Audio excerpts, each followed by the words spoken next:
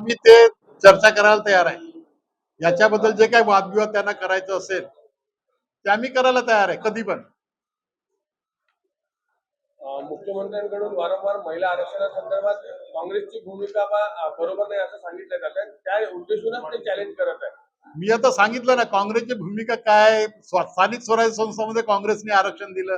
2010 मध्ये राज्यसभेमध्ये हे आरक्षण 33% काँग्रेसने पारित केलं, परंतु लोकसभेत होऊ शकले नाही म्हणून ते थांबलं. 2014 पासून यांची सरकार आहे. का भजे खात आहेत काही लोक, मग काय विटी दांडू खेळत आहेत. मग तिथे लोकसभेमध्ये त्यांचे पूर्ण बहुमत होतं, का नाही केलं. खोटारडे आहेत, खोटं बोलतात. खोटारडे आहेत, खोटं बोलतात आणि दुसऱ्याला फक्त कमी लेखण्याचं काम करतात.